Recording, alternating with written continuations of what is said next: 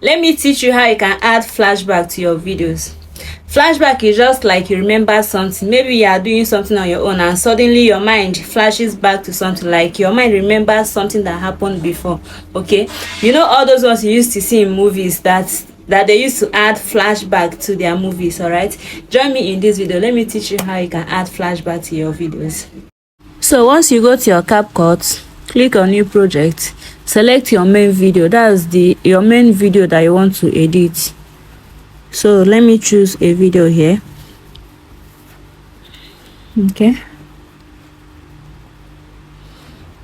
so I'll be using this particular video, and that's the one that I want to use. All right, so also remember to save your videos in 1080. So this video is the video that I want to use. That's my main video, so I've selected it. Then you choose the video that you want to use as your flashback. You click on overlay, then choose any video that you want to use as your flashback.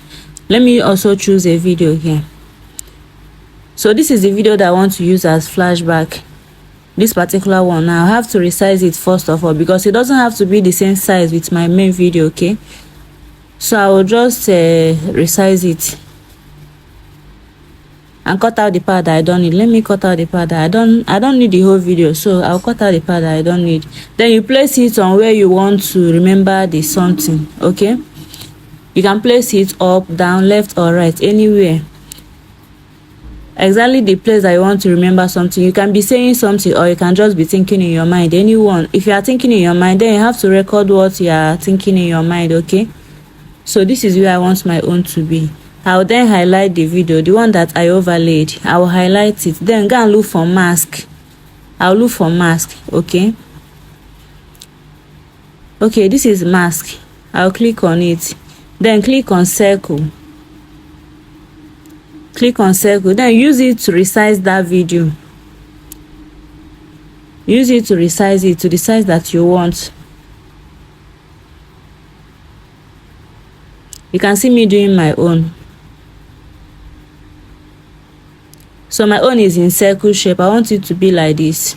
You can choose any other shape that you want, but I want my own to be like this. This is just an illustration. Okay, so after that, then you go to adjust. You go to adjust, because I want it to look like it is something that happened in the past, like a flashback. So I will have to change the color. When I go to adjust, you click on saturation, then drag it to the end. That's -50. Drag it to the end so that it will look it will have this color, look like it's something that happened in the end. So can you see the color now? So this is the color. Then you go back.